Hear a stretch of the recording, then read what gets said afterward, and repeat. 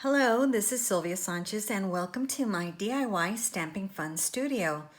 Today I'll be sharing how to use ink refills, your stamping ink refills, to create a background. I'll also be showing you how to stamp off and how to add a sponge dauber to layer color. Okay, so for today we will be using this. I love this set. It's called a Ranger Wreath. So you can make a wreath that celebrates Happy Heart Day, which could be a wedding, I guess, or just any good time to send a heart card. Give thanks, Happy Easter, best wishes, Merry Christmas, and then there's all these embellishments. But this is also part of a bundle, so it has dies that help coordinate this and build up on the and extend your Arranger Wreath stamp set. So I'll be using both of these products today.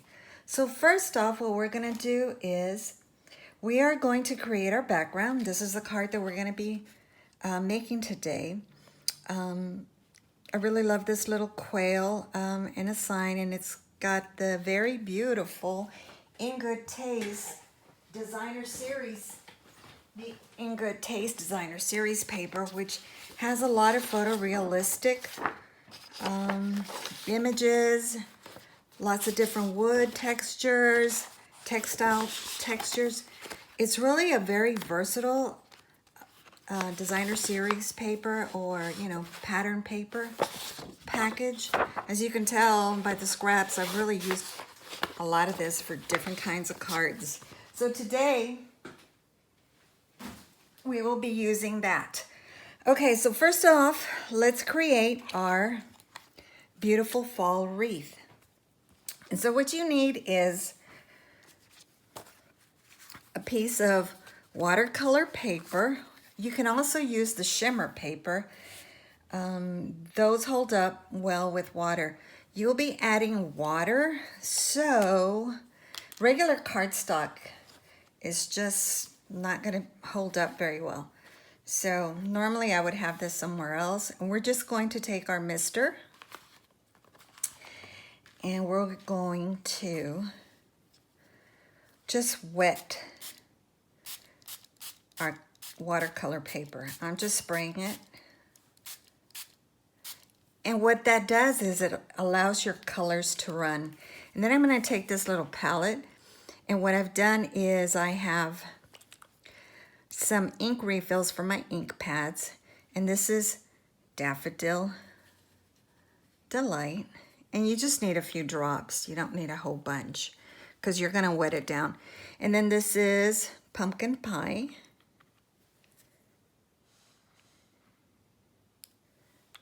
that's 2 big drops.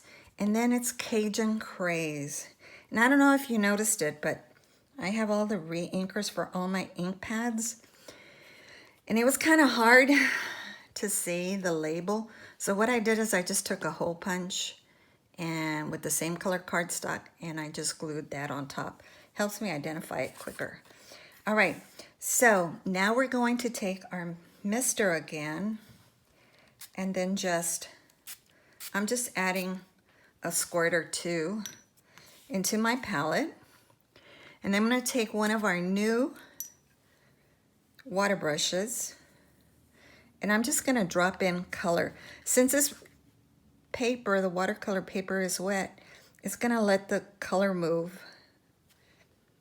And I recommend that you start with your lightest color, and you can touch it with your brush, but you can see how even just one color, depending on how concentrated it is, it gives you different looks. So since this is yellow and the lightest color I'm going to use, I wanted to lay down that one first, and then it'll give me an idea where to drop in the Pumpkin Pie and then the Cajun Craze. Pumpkin Pie is a real pretty orange. You can use your brush to move it around. You can also move your paper so that your colors will move. And if they're not moving to your satisfaction, you can always spray more water, or just give a squeeze to your water brush, and that'll, see, I can tell this area, there's not any water on the paper, but that's okay. It'll give me a more concentrated color. And again, I'm trying not to cover all the orange. And really, I don't need to have the entire piece of paper colored. Okay, now I'm going to come in with my third and final color. And this is Cajun Craze. This guy's really moving, this color. That's okay. But see how easy it can, the darkest color, Cajun Craze, I'm using that as the last color because it can quickly take over my pretty Daffodil Delight. I did another one, I did several actually, and I didn't, instead I had used, instead of Daffodil Delight, I used crushed curry. And after a couple of days, I realized maybe I should have gone with Daffodil Delight. It's much more vibrant. Okay, that's it. Then you're gonna let it dry, or if you're impatient, you can use your heat tool to dry it. I'm not gonna do that on camera because that's a very loud noise.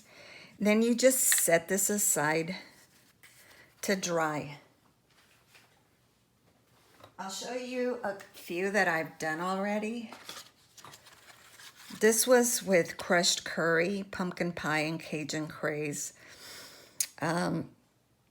So I can use this for others. So then what you want to do is, and probably I should have told you this in the beginning, when you're going to color your watercolor, use your watercolor refills, you might want to use this as a guide. So if you notice, this is going to cut out. So I really shouldn't have worried too much about what's in the middle. Like this one, my color went muddy. I'm really not going to worry about it because that will cut out.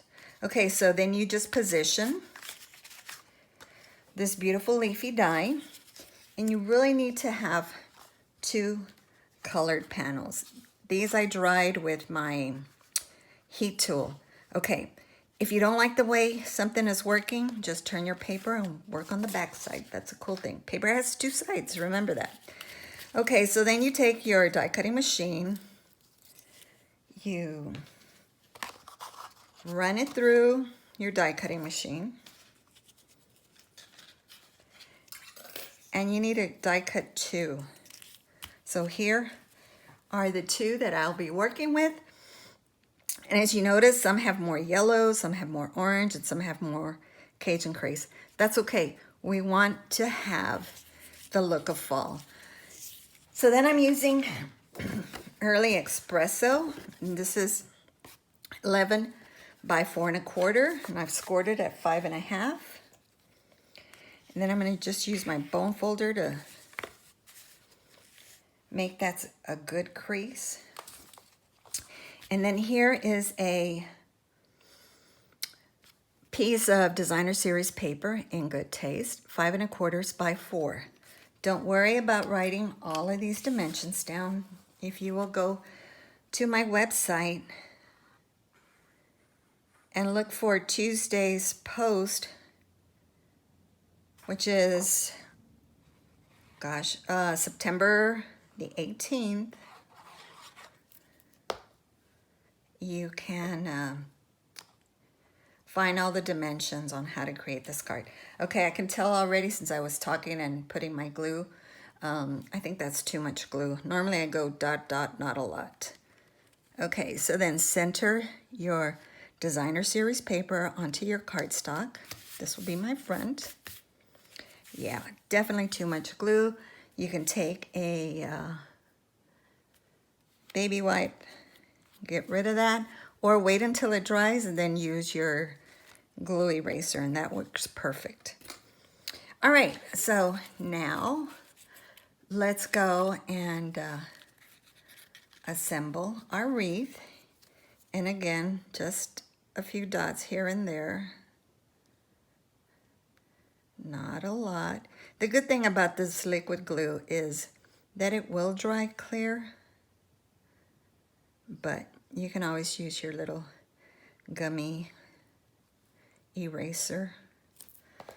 And I'm not putting it on each and every leaf, and the reason I'm doing that is because I want to be able to maybe thread some of these through.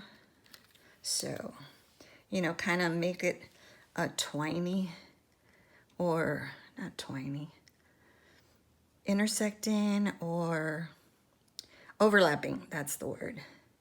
Overlap some of these with the other one.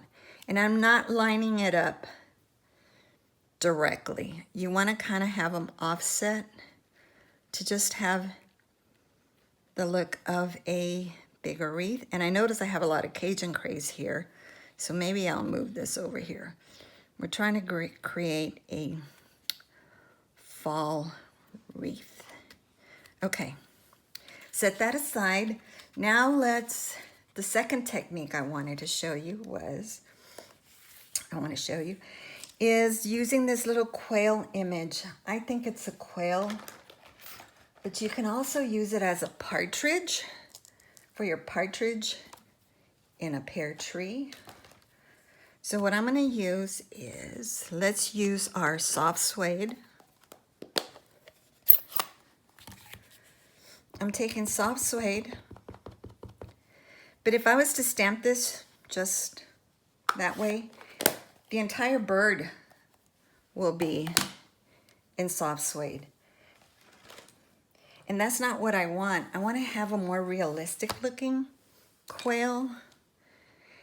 And the quail has kind of a bluish tone gray on it, and it also has black to it. So we're going to do separate things for this. So first of all, I'll use my Stamparatus for the next step. So what I'm going to do is just, you can tell I had a boo-boo over here, is I'm just going to stamp it. Oh, before I stamp it, the technique. So what you want to do is take your Stampin' Write marker and then just color in the little, I don't know what it's called, but you know that little thing that they have over their heads? I'm going to go directly with my Stampin' Write marker, and I'm going to color even its beak and its little cheek. Can you see that? Am I in camera? Okay. And then I'm going to take my sponge dauber to add some Misty Moonlight onto it. And what I did was, the first time I stamped directly on here, but then the second time I used my stamp chamois. I used my stamp chamois to take some of this off, but I can't find my stamp chamois right now. Anyway, well, let's do it right on top. But that's another thing you can do. You can come in and maybe with a paper towel even.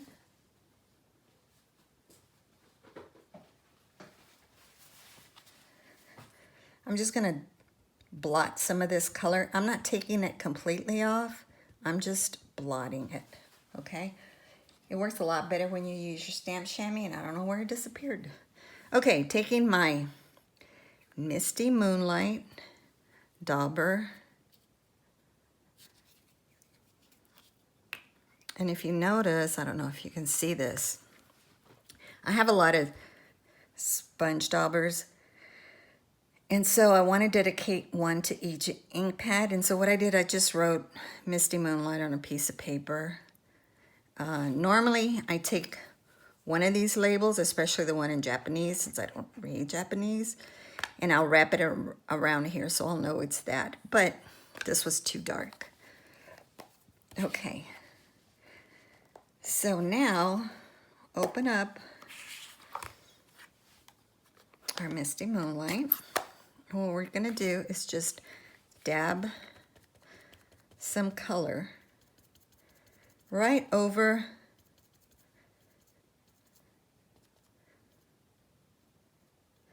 try not to twist it, right over that soft suede. And during this time that I've been searching for my stamp chamois, I'm sure this is probably dried. So I'm coming back to where I want the black. And again, this is just a water-based marker. It's a Stampin' Right marker. Okay. Maybe I want the eye. Yeah, let's do the eye also. And since it's been a while, I'm gonna huff on it.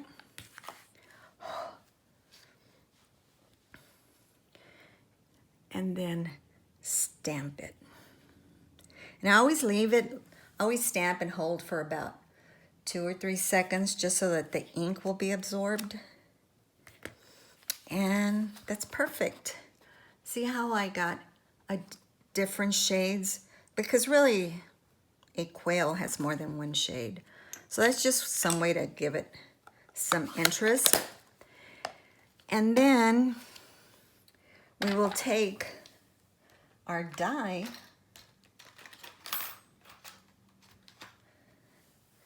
there's a die for it, and we'll cut it out with our stamp and emboss machine. We have a new die cutting machine. You could use that. I don't have that yet, but here's a couple that I've already cut and we will use.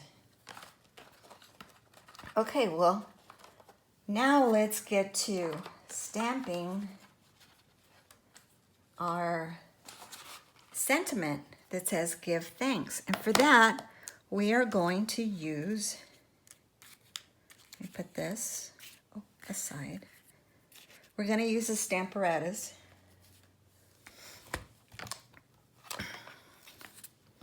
So I've already mounted. I think I've told you before, the best thing that I love about the Stamparatas is that the plates remove. So one plate can act like two. All right, so this is just scratch paper. I'm going to open up my Cinnamon Cider, which is one of the new in colors, and then just tap, tap, tap.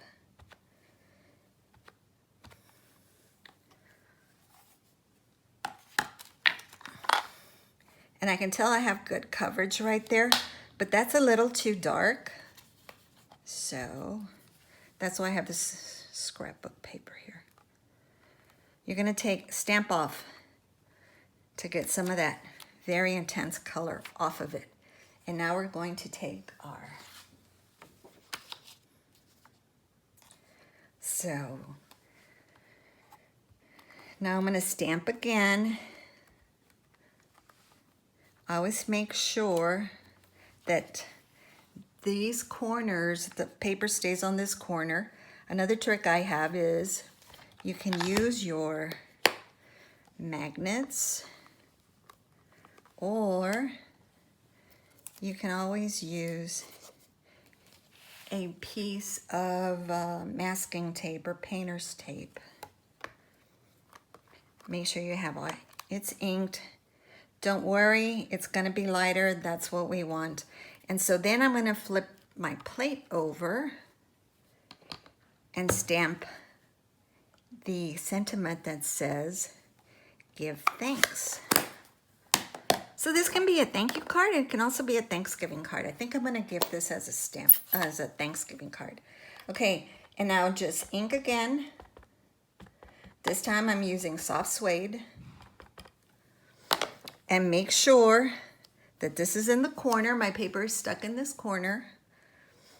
And it's secure because I'll probably want to make this very dark. So I'm stamping.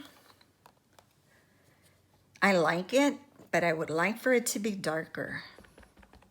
So I'm re-inking my stamp pad, or my stamp with my ink pad, and I'm doing it again. You could never do this just using a stamping block, because to line up those letters would be almost impossible, even if it's a clear stamp. Okay, so that's it. I'm happy with that. There is no, and another trick I use is I use this grid paper or this grid to line up the letters from my sentiment. Okay, so then the next thing you do is you have this. I don't have a die, there's no die in the set to cut that out, but you can very easily cut it out with your scissors. After all, it's only a rectangle.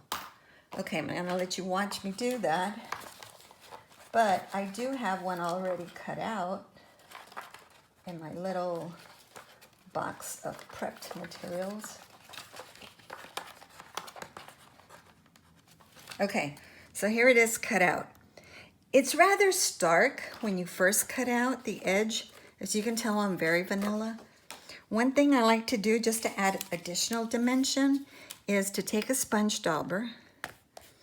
In this case, you could have used, you can use cinnamon cider, which is what I stamped it on.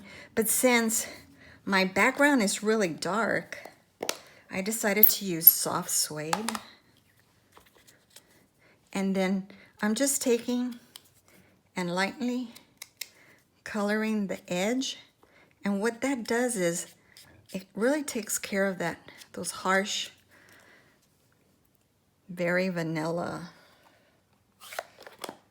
color. It doesn't stand out so much. As you can tell, it kind of really blends in very well.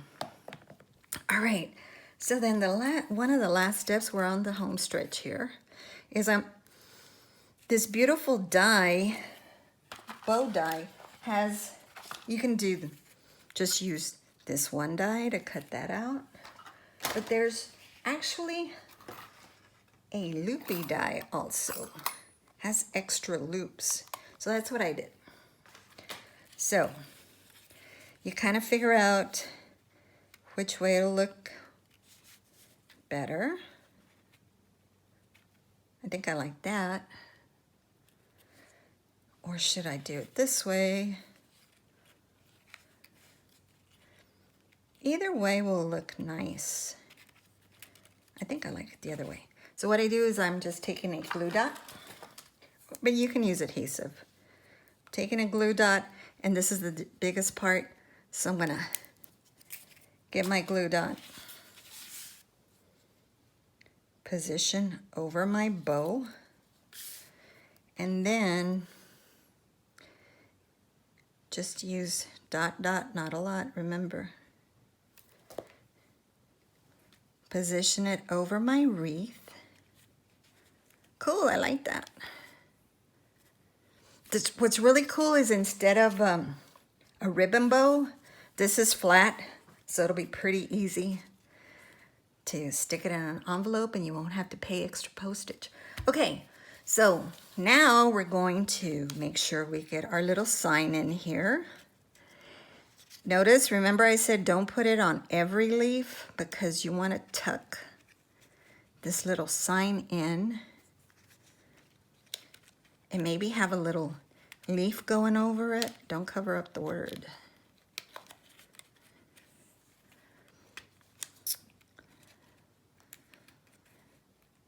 Looks really cool right there. And now I want some leaves to show down here, so I'm gonna move this up a little bit. Yeah, that's it. All right, and another reason I like wet glue is it gives you some wiggle room because it takes a little bit longer to dry. What do you think? Do you like that? I really like that. I could put a dimensional. You can add a dimensional back here behind the little quail. But again, I'm trying to go with the flat. Dot, dot, not a lot. Okay. Position my pretty quail to have some leaves down here.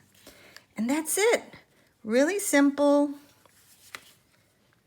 and very pretty.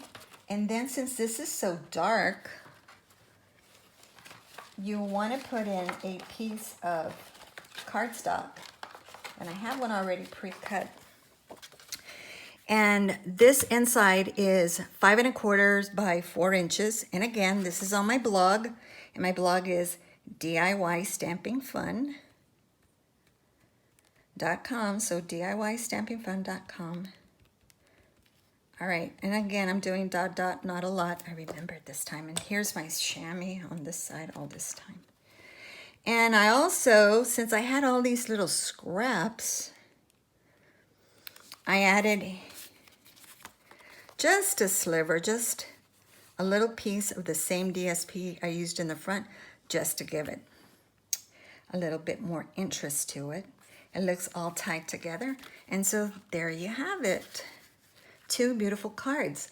I did make I'll show you an example of using the same bundle to make a Christmas card. And this is the poinsettias, however you like to pronounce it. And this time I used both the leafy dies, this one and this one, to create that wreath. It just gives it different dimensions, and of course gold foil paper and our gold gems. I'll be doing a video on this one as well. This one came together really quickly, but you could probably use the same technique where you use your ink refills to add different colors of green for your Christmas wreath. Okay, thanks for joining me today. I hope I showed you something you hadn't tried before. If you haven't tried it, go ahead and give it a try. Ink refills are fun to create backgrounds, and remember that paper has 2 sides. You don't like something, turn it around. And you have a great day. Thanks for joining me today. Bye-bye.